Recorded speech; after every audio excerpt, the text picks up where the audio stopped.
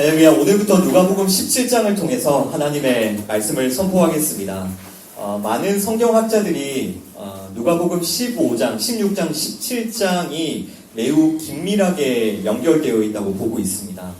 우리가 누가복음 16장을 해석할 때에 누가복음 15장과 연결하여서 해석을 했던 것처럼 이 17장을 해석할 때에도 따라서 반드시 15장과 또 16장과 연결하여 그 연장선상에서 해석을 해야 됩니다. 만약 이런 배경과 맥락을 고려하지 않고 한두 구절을 따로 떼어서 해석하게 되면 항상 우리는 성급하고 또 엉뚱한 결과를 그런 해석을 할 수밖에 없다는 것을 여러분 잘 기억하시고요. 아마 17장에서도 여러분들이 기존에 가지고 있던 그 해석의 고정관념들을 깨뜨려야 될 그런 구절들이 많이 있을 겁니다. 그래서 이 시간들도 여러분들 이 17장의 말씀도 여러분들에게 귀한 은혜가 되기를 축복하고요.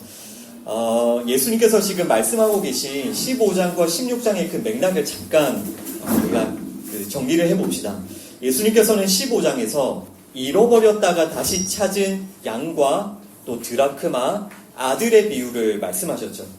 그러니까 이 비유는 예수님의 잃어버림과 다시 찾아지심, 그러니까 예수님의 죽으심과 부활하심에 대한 그런 말씀, 그런 비유였습니다. 그러니까 사람들은 스스로 의롭게 될 수 있다, 또 스스로 하나님께 돌아갈 수 있다라고 외치고 있는 그 교만한 사람들에 대한 책망의 말씀인 겁니다. 그러니까 예수님께서는 우리 죄인들이 결코 스스로 하나님께 돌아갈 수 없고 스스로 의롭게 될 수 없고 반드시 예수님의 잃어버려지심과 다시 찾아지심, 그 십자가를 통해서 우리 잃어버려진 자들을 하나님께서 다시 찾고 계신다. 그것이 우리가 누가복음 15장에서 보았던 그 예수님의 비유 말씀이었고요. 그리고 16장에서는 지난주에 살펴보았던 그 거지 나사로 비유를 잠깐 떠올려 보시죠. 예수님께서는 천국에 가는 성도를 거지에 비유하시고요. 지옥에 가는 사람을 부자에 비유하셨습니다. 그러니까 이 비유는 스스로 의롭다 하고 또 높임 받기를 좋아하는 바리새인들, 그러니까 이 사람들이 돈을 좋아하는 부자들이었죠. 이 돈을 좋아하는 부자들인 바리새인들에 대한 이 또한 책망의 말씀이었고요. 결국은 누가 천국에 갑니까? 거지가 된 자, 그러니까 자기의 의로움을 다 빼앗기고 오직 하나님의 의이신 예수님만을 의로 붙드는 그 거지가 천국에 가는 자다. 우리가 결국 예수님을 믿는 과정이 나의 의를 다 빼앗기고 내 의를 다 버리고 예수님만 믿는 그런 거지가 되는 과정이었다라고 우리가 지난주에 그 비유를 나누었었죠. 자, 이런 맥락을 잘 기억하면서 우리가 오늘부터 누가복음 17장으로 들어가 볼 텐데, 오늘은 먼저 그 실족에 대한 두 구절을 살펴보도록 하겠습니다. 이 실족에 대한 말씀에 이어지는 말씀이 용서에 대한 말씀, 또 믿음에 대한 말씀, 이렇게 이어지는데 제가 그 용서에 대한 말씀도 다 적었다가 오늘 좀 뺐습니다. 양이 너무 많아서. 그리고 용서와 믿음에 대한 주제가 중요하기도 하고요. 그래서 물론 연결되는 말씀이지만 이 말씀들은 수련의 이후에 또 계속해서 이 17장을 나누도록 하겠습니다. 그래서 여러분 시간 되실 때마다 누가복음 17장 많이 읽고 또 묵상하시면서 또 이 말씀 잘 따라오시면 좋겠습니다. 오늘 본문은 1절과 2절 두 구절인데 이 두 구절 다시 한번 읽어보도록 하겠습니다. Verses 1 and 2 함께 읽습니다. 예수께서 제자들에게 이르시되 실족하게 하는 것이 없을 수는 없으나 그렇게 하게 하는 자에게는 바로다. 그가 이 작은 자 중에 하나를 실족하게 할진대 차라리 연자 맷돌이 그 목에 매여 바다에 던져지는 것이 나으리라. 아멘. Jesus said to his disciples, things that cause people to sin are bound to come, but woe to the person through whom they come. It would be better for him to be thrown into the sea with a millstone tied around his neck than for him to cause one of these little ones to sin. 아멘. 16장 후반부에서 예수님께서는 거지 나사로 비유를 통해서 바리새인들을 책망하신 이후에 지금 1절에 보시면 예수님께서 제자들에게 지금 다시 말씀하고 계시죠. 그러니까 15장, 16장, 17장을 유심히 보면 예수님의 그 말씀을 듣는 청자들이 계속해서 이렇게 바뀌는 것을 볼 수가 있는데, 예수님께서는 제자들에게 뭐라고 하십니까? 네, 실족하게 하는 것이 없을 수는 없으나 그렇게 하는 자에게는 화로다라고 말씀합니다. 여러분들께서도 종종 실족했다라는 표현을 사용하시죠. 네, 여러분, 그 실족하다라는 뜻이 무슨 뜻입니까? 실족하다. 우리도 종종 쓰는 표현인데요.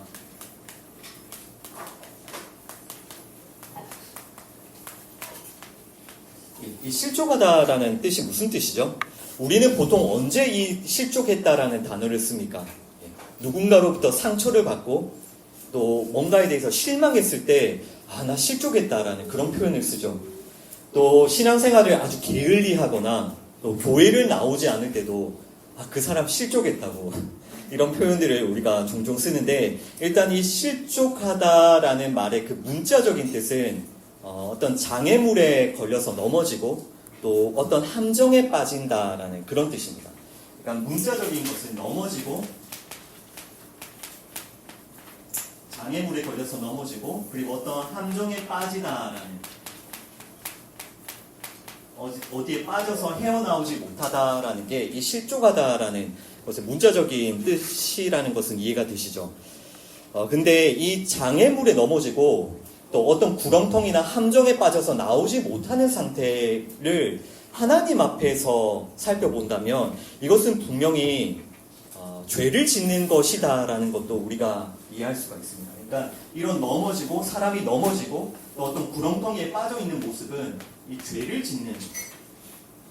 죄를 짓는 사람의 모습을 설명하는 것으로도 볼 수가 있습니다. 그래서 우리가 읽었던 NIV 영어 성경은 Things that cause people to sin 이라고 번역을 했죠. 죄를 짓게 하는 것, 이게 실족하는 것이죠. 여러분, 따라서 실족하다라는 표현은 내가 죄를 지었을 때나 또 내가 누군가를 죄를 짓게 만들었을 때, 내가 실족했다, 내가 죄를 지었다, 혹은 내가 누군가를 실족하게 했다, 내가 누군가가 죄를 짓게 했다 라고 사용할 수가 있는 표현이 바로 실족했다라는 표현이에요. 그러니까 죄와 굉장히 긴밀하게 연결이 되어 있습니다. 근데 예수님께서는 지금 누군가를 실족하게 하는 일, 그러니까 누군가가 죄를 짓게 하는 일이 얼마나 나쁜 일이라고 말씀하고 계세요. 예, 이게 얼마나 나쁜 일이냐면, 누군가를 실족하게 하는 그 사람은 아예 차라리 연자 맷돌을 그 목에 메고 바다에 던져지는 것이 낫겠다라고 예수님께서 말씀하시죠. 이 연자 맷돌은 그 사람의 손으로 돌리는 맷돌이 아니라 그 소나 나귀의 그 가축의 힘을 이용해서 돌리는 엄청나게 큰 대형 맷돌이에요.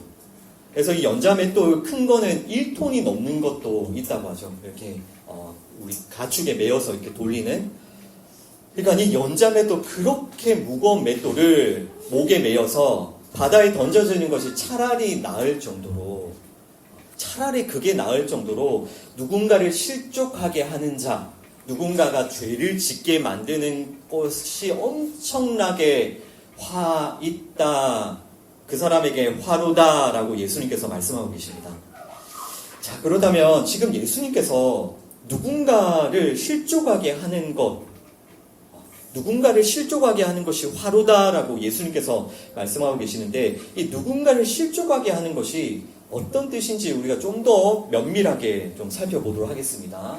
그러니까 예수님의 정확한 그 말씀은 누군가를 실족하게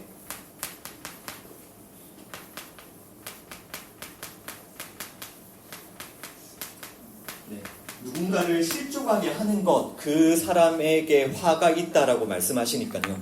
이 예수님 말씀하시는 이것이 무슨 뜻인지를 우리가 잘 찾아가 보도록 하겠습니다.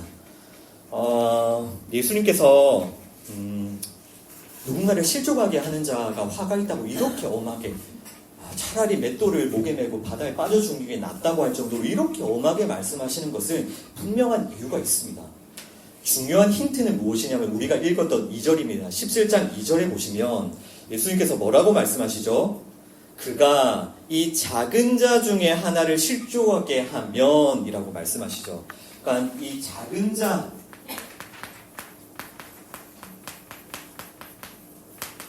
분명히 예수님께서는 뭐라고 말씀하시냐면 작은 자 중에 하나를 실족하게 하면이라는 분명한 단서, 힌트를 예수님께서는 말씀하셨어요. 예수님께서는 정확하게 이 작은 자 중에 하나를 실족하는 자에 대해서 경고하고 계시는 거예요. 그러니까 일반적으로 예수님께서 어떤 일반적인 교훈을 말씀하시는 게 아니라 예수님이 지금 딱 정확하게 찍어서 이 작은 자 중에 하나를 실족하는 자를 엄하게 책망하고 계시는 겁니다. 그가 이 작은 자 중에 하나가 죄를 짓게 만드는 그가 이 연자맷돌을 목에 걸고 바다에 던져지는 것이 낫겠다라고 하고 계시는 것이죠. 자, 그러면 다시 우리는 또 이 예수님께서 말씀하신 작은 자가 누군지를 생각해 봐야 되겠죠. 이 작은 자가 누굽니까? 15장의 비유에서는 예수님에 의해 다시 찾아진 둘째 아들이 작은 자였죠. 그러니까 사람들은 다 스스로 의롭게 될 수 있고 스스로 하나님께 돌아갈 수 있다고 하는데 이 둘째 아들은 예수님에 의해 다시 찾아진 자잖아요. 그러니까 작은 자였던 것이고요. 16장의 비유에서는 거지 나사로였죠. 이 거지 나사로 비유에서 거지는 작은 자였고 부자는 큰 자였습니다. 그러니까 큰 자인 부자가 작은 자인 거지를 엄청나게 하대하고 그렇게 비난을 했었죠. 그러니까 예수님께서는 지금 구원받는 어떤 사람들을 거지로 설명을 하셨고 지난 비유에서는 이번에는 그들을 작은 자다라고 부르고 계시는 거예요. 이 작은 자가 우리 지난 시간에 비유에서는 거지였던 거죠. 비유 안에서의 거지. 자, 그렇다면 이런 맥락을 우리가 잘 곰곰이 생각을 해보시면 이제 우리는 이 작은 자를 실족하게 하는 사람이 누구고 또 이 작은 자를 실족하게 하는 것이 무엇인지를 알 수가 있습니다. 여러분, 이 작은 자를 실족하게 하는 사람이 누구입니까? 스스로 큰 자라고 주장하는 바리새인이고 부자이죠. 그들이 이 작은 자를 실족하게 하는 자입니다. 또한 이 작은 자를 실족하게 하는 것은 무엇이냐면 그 작은 자에게서 예수님을 빼앗는 것이죠. 잘 들어보십시오, 여러분. 오늘 이 말씀을 통해 이거 하나를 꼭 잘 기억하고 이해하셔야 돼요. 이 말씀이 우리 17장의 도입 부분이기 때문에 이 말씀을 잘 기억하셔야 돼요. 예수님께서 지금 엄하게 경고하고 계시는 누군가를 실족하게 하는 것, 또 누군가가 죄를 짓게 하는 것, 그것이 무엇이라고요? 누군가로부터 예수님을 빼앗고 예수님을 믿지 못하도록 예수님을 잃어버리게 만드는 것이 누군가를 실족하게 하는 것이에요. 그러니까 누군가를 실족하게 하는 것이 무엇이라고요? 예수님을 빼앗는 것. 예수님을 믿지 못하도록 빼앗는 게 누군가를 실족하게 만드는 겁니다.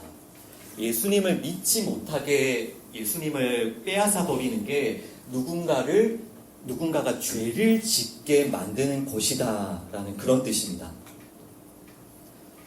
지금 이 작은 자가 결국 예수님을 믿은 자잖아요. 천국에 가는 자잖아요. 그러니까 이 작은 자 중에 하나를 실족하는 것은 이 작은 자는 어떻게 작은 자입니까? 예수님을 믿고 작은 자가 된 자들이잖아요.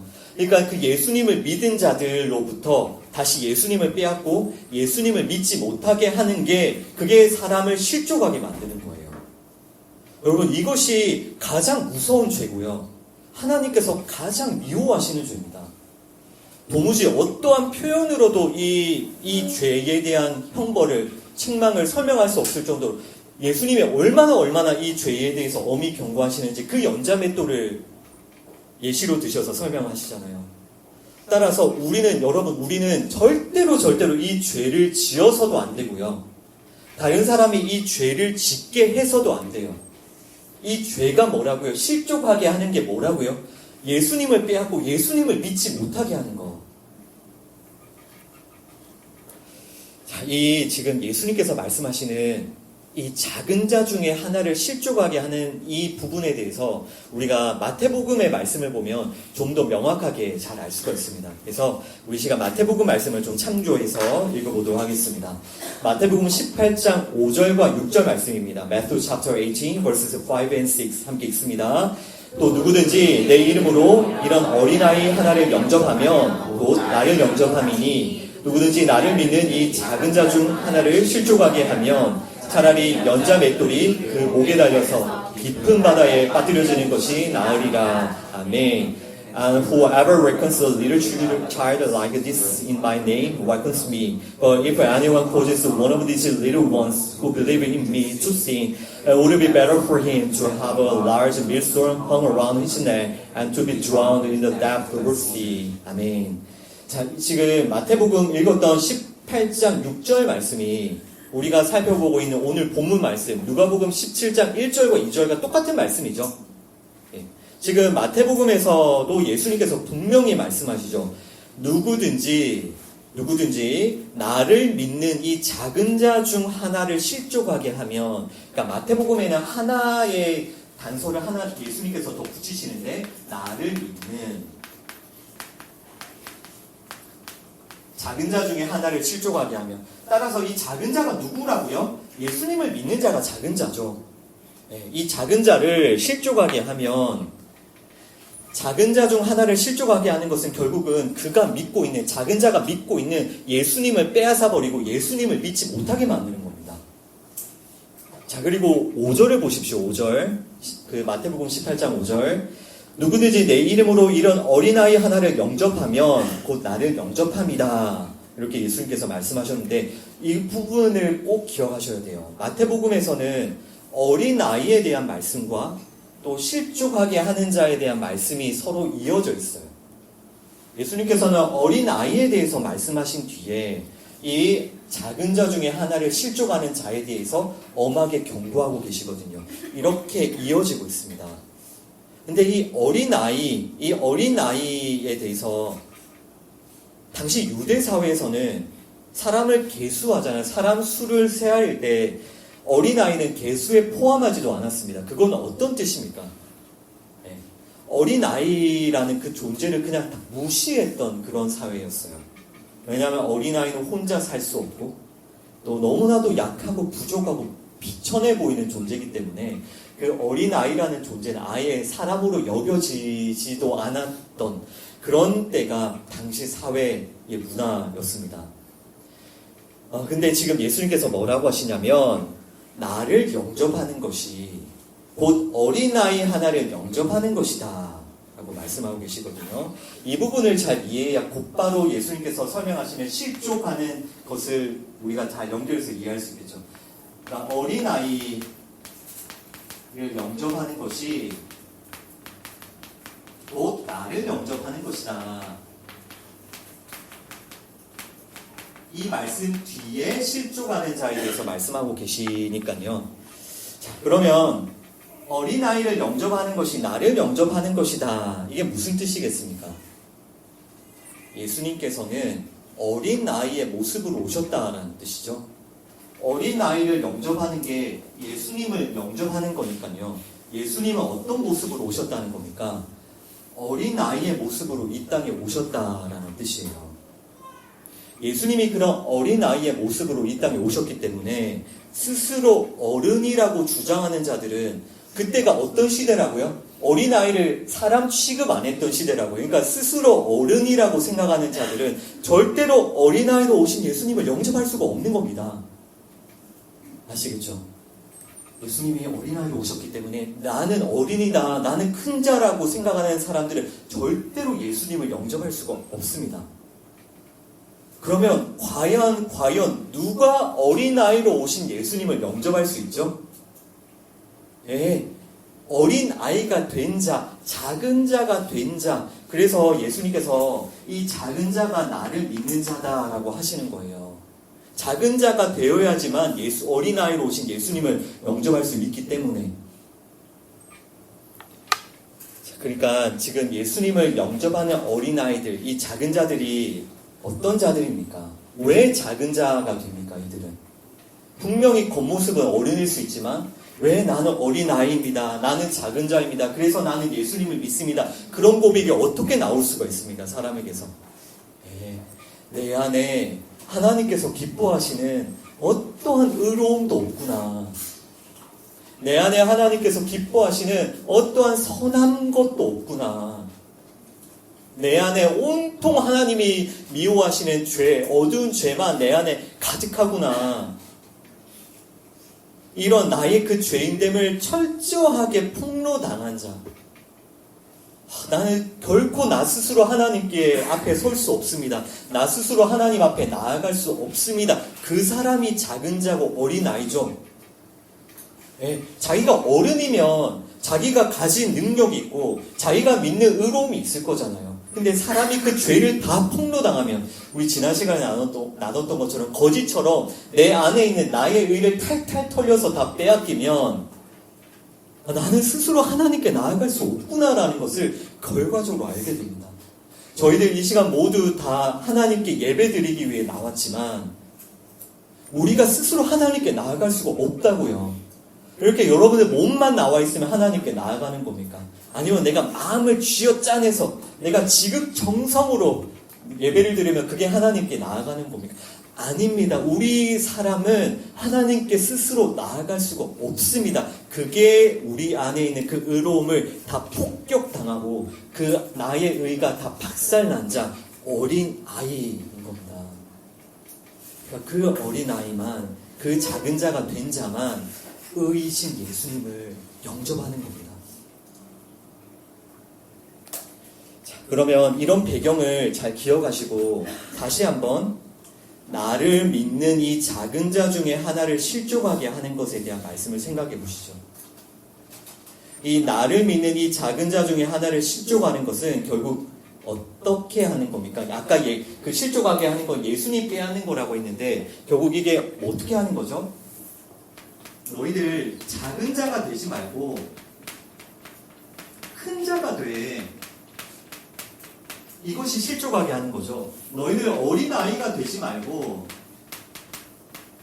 어른이 돼. 이것이 실족하게 하는 거죠. 너희들 거지가 되지 말고 부자가 돼. 이것이 다 실족하게 만드는 거예요. 예수님을 빼앗는 거죠. 어린아이가 되지 말고 어른이 되라는 그 유혹. 거지가 되지 말고 부자가 되라는 그 유혹. 아니 왜 예수님만 의지해야 되냐고. 너도 충분히 스스로 의로운 삶을 살 수 있고 훌륭한 삶을 살 수 있고 또 사람들에게 높임받을 수 있고 칭찬받을 수 있고 인정받을 수 있고 그렇게 멋진 삶을 스스로 살 수 있어. 이게 어른이 될 수 있어. 너 부자가 될 수 있어. 왜 예수님만 그렇게 믿고 의지해야 돼? 이런 유혹이고 그것이 실족하게 하는 것입니다. 그리고 반드시 이 어른들, 자기가 스스로 어른이라고 생각하는 자들은 그 예수님을 믿는 그 어린 아이들, 그 작은 자들이 어떻게 보이겠습니까? 아주 하찮아 보이죠. 원래 어른들은 어린 아이를 사람으로조차 인정하지 않잖아요. 그러니까 어린 아이로 오신 예수님을 믿은 그 어린 아이들은 세상에서 어떤 취급을 당하겠습니까? 항상 조롱당하고 비웃음 당하고 그렇게 핍박과 박해를 당하는 겁니다. 어른들의 눈에는 그 예수님을 믿는다고 하는 자들이 너무나도 하찮게 보이고 어리석게 바보처럼 보이는 거예요. 쟤네들 지금 뭐 하고 있냐? 왜 그 예수님 믿는다고 저 난리냐? 그렇게 보이는 거예요. 세상 어른들의 눈에는. 우리 마태복음 18장 1절부터 3절까지의 말씀도 읽어보겠습니다. Matthew chapter 18 verses 1 through 3 함께 있습니다. 그때에 제자들이 예수께 나와 이르되 천국에서는 누가 크니이까? 예수께서 한 어린아이를 불러 그들 가운데 세우시고 이르시되 진실로 너희에게 이르노니 너희가 돌이켜 어린아이들과 같이 되지 아니하면 결단코 천국에 들어가지 못하리라. 아멘. At the time the disciples came to Jesus and asked, Who is the greatest in the kingdom of heaven? He called a little child and had him stand among them. And he said, I tell the truth, unless you change and become like a little children, you will never enter the kingdom of heaven. 아멘. 지금 제자들이 예수님께 질문을 해요. 예수님 천국에서는 누가 큽니까? 이 질문을 왜 하는 걸까요, 제자들이? 자기가 큰 자가 되고 싶으니까. 그러니까 제자들의 이 마음이 온통 뭐로 가득 차 있습니까? 제자들의 마음은 자신이 큰 자가 되고 싶고, 자신이 의로운 자가 되고 싶고, 자신이 높은 자리에 앉고 싶고, 자신이 칭찬받아야 한다는 그런 생각으로 그 제자들의 마음도 가득 차 있어요. 지금 이런 제자들에게 예수님께서는 어린아이 하나를 불러서 말씀하고 계시는 거예요. 그러면 그 제자들의 눈에는 이 어린아이가 어떻게 보이겠습니까? 사람의 수를 세할 때 계산도 하지 않는 그런 어린아이가 지금 제자들의 눈앞에 있다는 겁니다. 그리고 예수님 뭐라고 말씀하시죠? 너희가 이 어린아이들과 같이 되지 않으면 결단코 천국에 들어갈 수 없다. 이렇게 말씀하십니다. 그러니까 제자들 또한 어떤 자들입니까? 스스로 어른이라고 생각하는 자들. 내가 큰 자가 되어야 된다는 자들.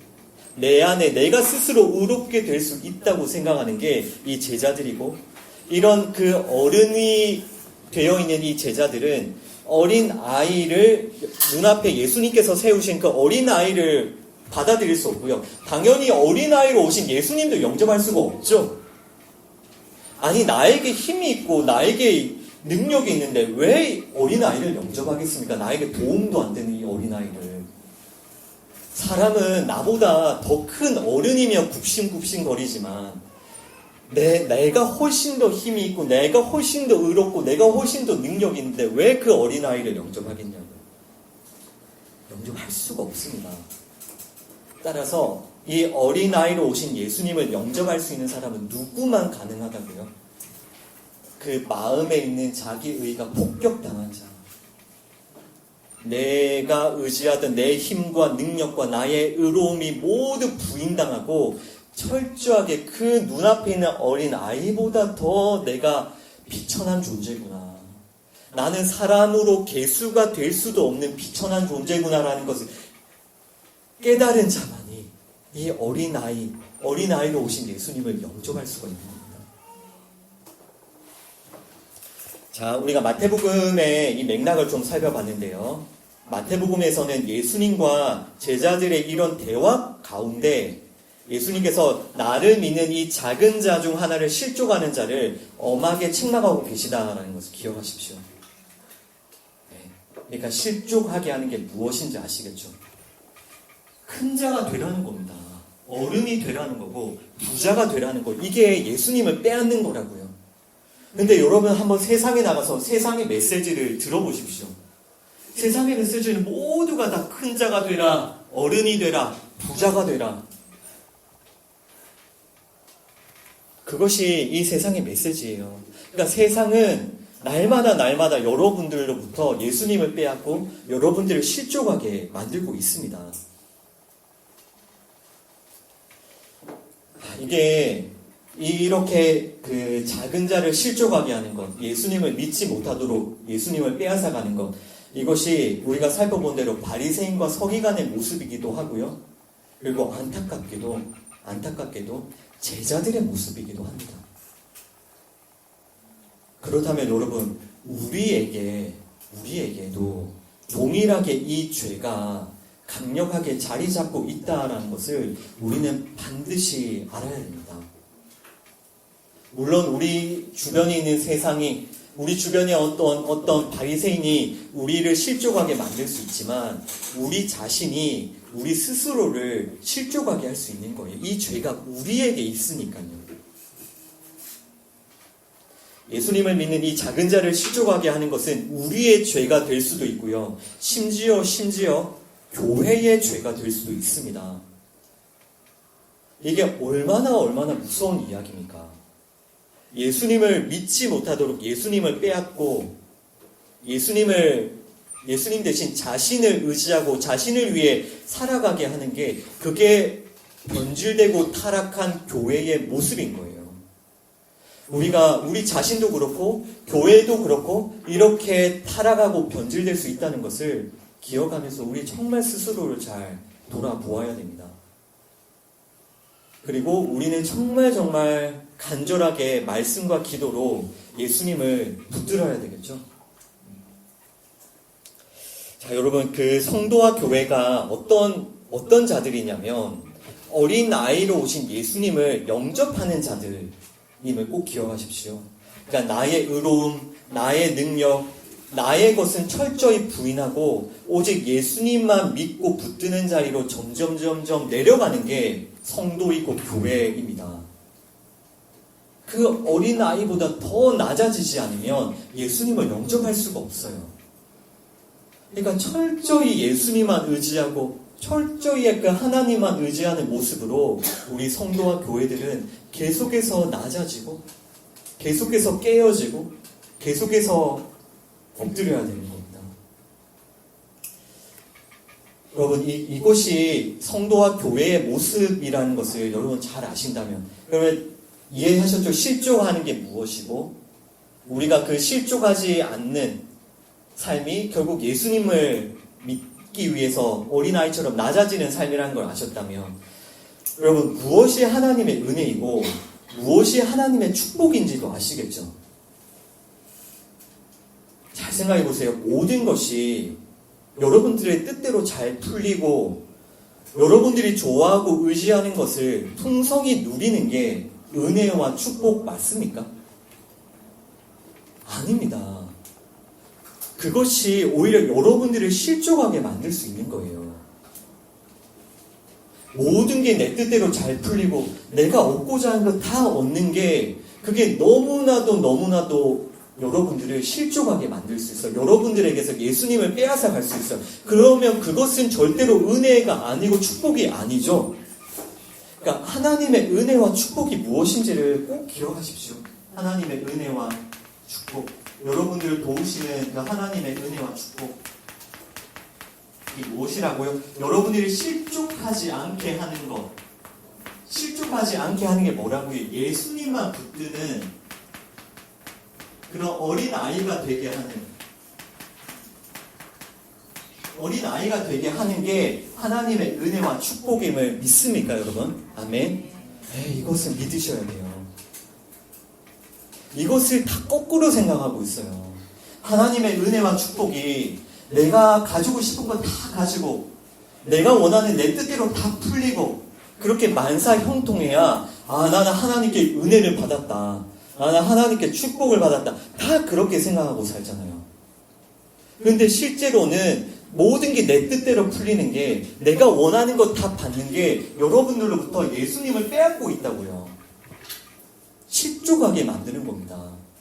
그러니까 하나님이 그렇게 여러분들을 놔두시지 않는 거죠. 여러분들에게 주어진 어떤 상황과 사건들을 그 세상 사람들과 똑같이 생각하고 판단하시면 안 돼요. 여러분들도 지금 각자 다르게 처한 상황들이 있고 또한 여러분들에게 어떤 일어난 일들이 있고 또 어떤 문제가 있고 어떤 상황들이 있으시죠. 여러분들이 마주하고 있는. 그런데 세상 사람들이 생각하고 판단하는 것처럼 똑같이 생각하면 안 된다고요. 보세요. 세상 사람들은 뭐가 축복이라고 생각합니까? 뭐가 성공이라고 생각하고 뭐가 번영이라고 생각해요. 모든 게 다 내 뜻대로 잘 풀리고 내가 원하는 거 다 얻는 게 성공했다라고 생각하죠. 그런데 그것이 오히려 여러분들을 실족하게 만들 수 있습니다. 반대로 세상 사람들은 실패다, 저주다라고 여기는 상황들 있죠. 그게 오히려 여러분들이 예수님을 붙드는 어린아이로 만드는 은혜와 축복일 수 있습니다. 이 관점이 완전히 바뀌어야 돼요. 우리 로마서 8장 26절 말씀 읽어보겠습니다. Romans chapter 8 verse 26 함께 읽습니다. 이와 같이 성령도 우리의 연약함을 도우시나니 우리는 마땅히 기도할 바를 알지 못하나 오직 성령이 말할 수 없는 탄식으로 우리를 위하여 친히 간구하시느니라. 아멘. In the same way, the Spirit helps us in our weakness. We do not know what we ought to pray for. The Spirit Himself intercedes for us with groans that words cannot express. 아멘. 성령님께서는 우리의 연약함을 도와주시죠. 우리를 위해서 친히 탄식함으로 우리를 위해서 간구해 주시고 기도해 주시죠. 무엇을 위해서? 우리가 실족하지 않도록. 우리가 예수님을 빼앗기지 않도록 성령님께서는 우리를 지켜주시고 도와주시고 우리를 위해서 기도해 주세요. 근데 우리가 방금 읽었던 말씀이 너무나도 유명한 말씀이잖아요. 근데 이 말씀에서 그 중간에 우리는 마땅히 기도할 바를 알지 못하나, 이게 무슨 뜻이에요? 우리는 마땅히 기도할 바를 알지 못하지만 성령님은 우리를 위해서 기도하신다. 이게 무슨 뜻이죠? 네, 우리가 기도할 바를 알지 못한다는 뜻은 우리는 항상 우리 뜻을 위해서, 우리의 유익만을 위해서 기도하고 있다는 뜻이에요. 항상 나 자신을 위해서만 기도하고 있다는 뜻입니다. 그게 우리를 실족하게 하는 것임을 우리는 모르고 항상 그것만 구하는 거예요. 그게 실제로는 우리를 실족하게 만드는 건데, 그게 결국 우리 손에 주어지면 그게 나를 결국은 실족하게 만들고, 내가 그것을 받게 되면 나는 예수님을 의지하는 어린아이가 되는 게 아니라 나는 어른이 되어가는 그런 결과를 낳는데, 우리는 그거 달라고 하나님께 내놓으라고 하나님이 협박할 때가 얼마나 많냐고요. 이거 안 내놓으면 내가 교회 안 나오겠다, 이거 안 내놓으면 내가 하나님 안 믿겠다고. 근데 그게 우리 손에 들리면 우리가 예수님을 의지하지 못하게 됩니다. 그러면 하나님께서 그걸 허락하시겠습니까? 지금 성령님께서 우리를 위해서 기도하시고 우리를 도우신다고 할 때 이 성령님의 기도와 성령님의 도우심이 무엇인지를 꼭 기억하십시오. 여러분들이 실족하지 않도록 성령님은 기도하세요. 여러분들이 실족하지 않도록 성령님은 여러분들을 위해서 기도하시고 여러분을 도우세요. 실족하는 게 뭐라고요? 여러분이 예수님을 잃지 않도록, 예수님만을 붙드는 어린아이가 되도록 성령님은 여러분들을 위해서 기도하고 여러분들을 도와주십니다. 아멘? 네, 이것이 성령님의 기도이고요, 성령님의 도우심입니다. 그리고 아까 말씀드렸죠. 상황을 세상 사람들과 똑같이 판단하지 말라고. 그러면 세상 사람들이 성공으로 또 행운으로 복이라고 여기는 그런 상황이 우리에게 필요합니까? 아니면 세상은 실패라고, 세상은 저주라고 여기는 그런 상황이 우리에게 필요할까요? 예, 그것은 모르는 거, 우리가 그렇게 세상의 관점으로 판단하면 안 되는 겁니다. 로마서 8장 28절과 29절 말씀도 읽어보겠습니다. Romans chapter 8, verses 28 and 29 함께 있습니다. 우리가 알거니와 하나님을 사랑하는 자, 곧 그의 뜻대로 부르심을 입은 자들에게는 모든 것이 합력하여 선을 이루느니라. 하나님이 미리 아신 자들을 또한 그 아들의 형상을 본받게 하기 위하여 미리 정하셨으니 이는 그로 많은 형제 중에서 맏아들이 되게 하려 하심이니라. 아멘. We know that in all things God works for the good of those who love Him and who have been called according to His purpose. For those who God foreknew, He also predestined to be conformed to the likeness of His Son, that He might be the firstborn among many brothers. 아멘. 예. 여러분, 하나님께서는 모든 것을 합력하여 선을 이루시는 분이세요. 아멘. 예. 모든 상황, 모든 것을 합력하여 선을 이루어 가십니다. 하나님께서는. 그런데 여기서도 이게 중요하죠. 하나님께서 합력하여 이루어 가시는 선이 무엇입니까? 무엇이 선입니까? 무엇이 하나님 앞에서의 참된 진리이고 영원 불변한 하나님 앞에서의 선이죠? 그 모든 것이 내 뜻대로 다 풀려가고 내가 얻고 싶은 것 다 얻는 게 이게 선이 아니라고요.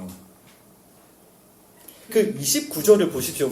우리가 28절만 우리 항상 기억하고, 모든 것을 합력하여 선을 이루실 거야 라고 우리는 많이 얘기하지만, 그 얘기하는 거 이면에 무슨 생각입니까?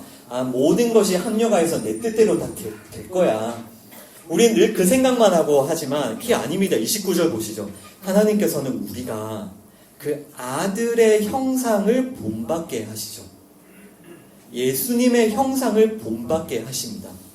이것이 하나님 앞에서의 선이고 하나님의 뜻입니다. 영원 불변한. 그러면 하나님께서는 우리에게 허락하신 다양한 상황과 그 일들을 통해서 하나님은 어떻게 합력하여 선을 이루어 가시겠습니까? 여러분에게 주어진 모든 상황을 통해 여러분들이 예수님을 닮아가게 하는 거예요. 예수님을 믿고 예수님을 알아가고 예수님을 사랑하고 그 예수님을 빼앗기지 않도록 실족하지 않도록 하나님을 모든 것을 합력하여 선을 이루어 가시는 겁니다. 아멘. 이것이 모든 것을 합력하여 이루어 가시는 하나님의 선이지 모든 게 다 내 뜻대로 되는 게 그걸 기대하면서 우리가 이런 말씀들을 합력하여 선을 이루게 될 거야 라고 하면 안 되는 겁니다.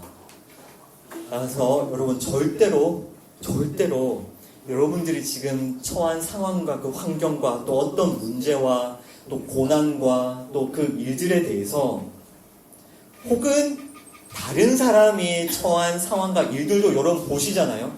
여러분 자신뿐만 아니라 여러분 주변에 있는 사람들의 그런 처한 상황들도 보시죠.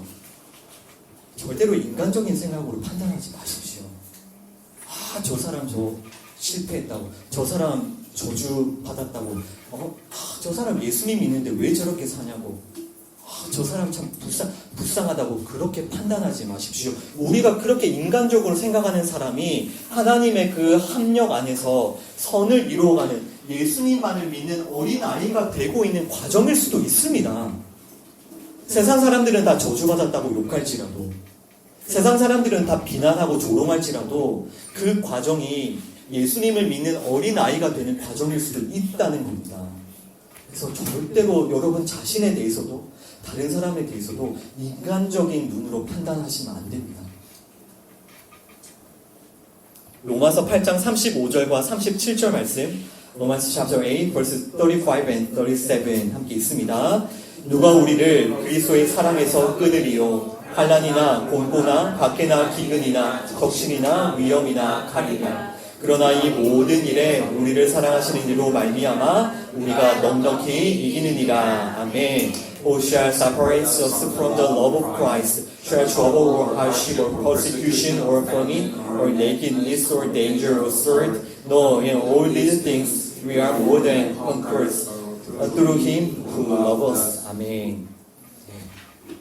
여러분, 우리를 사랑하시고 우리를 도와주시는 하나님으로 말미암아 우리는 넉넉히 이길 수 있음을 믿으십시오. 그리고 아까 분명히 우리 읽었죠. 성령님께서도 우리를 위해서 기도해 주시고 또 우리를 도와주십니다. 이런 성령님으로 말미암아서도 우리는 반드시 승리할 겁니다. 그런데 이 말씀에서도 동일하게 무엇이 승리입니까? 하나님께서 우리를 통해서 우리에게서 이루어 가시는 하나님의 승리가 무엇이죠? 성령님께서 도우시고 인도하시는 그 하나님의 승리, 하나님의 선, 그 하나님의 뜻이 무엇입니까? 예수님의 사랑에서 그 끊어지지 않는 겁니다.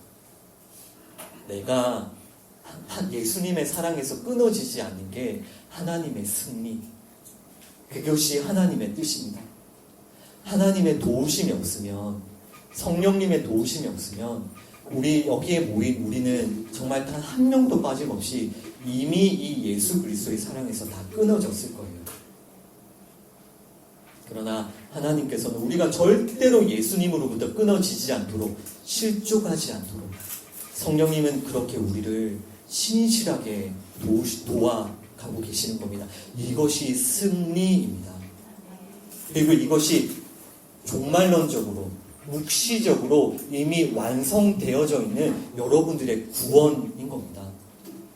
하나님께서 그렇게 여러분들을 붙들고 인도하시기 때문에 그 무엇도 여러분들을 예수님의 사랑에서 끊을 수가 없는 겁니다. 아멘. 네, 어떤 환난이나 공고나 박해나 기근이나 적신이나 위험이나 칼로도 우리를 예수 그리스도의 사랑에서 끊을 수가 없는 겁니다. 아멘. 자, 그러면 생각해 보십시오. 여러분들이 겪게 되는, 우리가 살아가면서 겪게 되는 환난이나 공고나 박해나 기근이나 적신이나 위험이나 칼이 하나님의 은혜와 축복입니까? 아닙니까? 하나님의 은혜와 축복이죠. 왜냐하면 그것을 통해서 무엇으로도 나는 예수님의 사랑에서 끊어질 수가 없구나라는 걸 배워가는 통로니까요. 여러분들이 주어진 환난과 공고와 박해와 기근, 그 위험, 심지어 그 칼이 축복인 겁니다. 여러분들이 실족하지 않게 하는 축복이에요. 정말 내가 고난을 겪어보면 정말 내가 그런 위험과 박해를 겪어보면 하나님이 그런 과정 가운데서 절대로 나를 놓지 않으시고 성령님께서 끝까지 나를 인도하셔서 내가 실족하지 않도록, 내가 예수님의 사랑에서 끊어지지 않도록 붙들어 가시는 그 하나님의 사랑을 우리가 경험하게 되는 겁니다. 이것이 승리이고요. 이것이 축복이고 은혜입니다. 오늘 말씀 마무리하겠습니다. 이제 오늘부터 우리가 17장 말씀을 시작하게 되었는데, 예수님께서 17장을 시작하시면서 이 실족하는 자에 대해서 어미어미 경고하고 계시죠. 여러분, 절대로 실족해서도 안 되고 다른 사람을 실족하게 만들어서도 안 됩니다. 그리고 그렇게 여러분들이 실족하지 않도록 여러분들을 붙들고 계시는 그 하나님, 그 성령님의 은혜 꼭 붙드십시오. 정말 예수님을 잃어버리고 예수님을 믿지 않는 게 진짜 실족이라는 것을 여러분 꼭 기억하시고 어떤 상황에서도 실족하지 마십시오. 그리고 여러분 자신의 삶과 또 다른 사람의 삶에 대한 관점도 이제는 바꾸십시오. 세상적인 관점으로 스스로를 판단하고 다른 사람들을 판단하고 심지어 자기를 비하하고 막 그렇게 하지 마시고, 하나님께서 여러분들에게 허락하신 그 모든 상황을 통해서 정말 예수님을 더 알고 만나고 사랑하고 붙들고 그 예수님을 닮아가는 여러분 되시기를 축원합니다. 네, 기도하겠습니다. 하나님 아버지 감사합니다. 저희가 오늘부터 누가복음 17장 말씀을 보게 되었습니다. 이 말씀을 우리에게 주심을 감사합니다. 오늘 예수님의 말씀을 통해서 작은 자를 실족하게 하는 자, 나를 믿는 그 작은 자를 실족하는 그 죄가 얼마나 무섭고 하나님께서 그 죄를 얼마나 미워하시는지를 우리가 보았습니다. 주님, 우리 자신이 실족하지 않도록, 또한 우리가 다른 사람을 실족하게 만들지 않도록 주님 우리를 도와주시옵소서.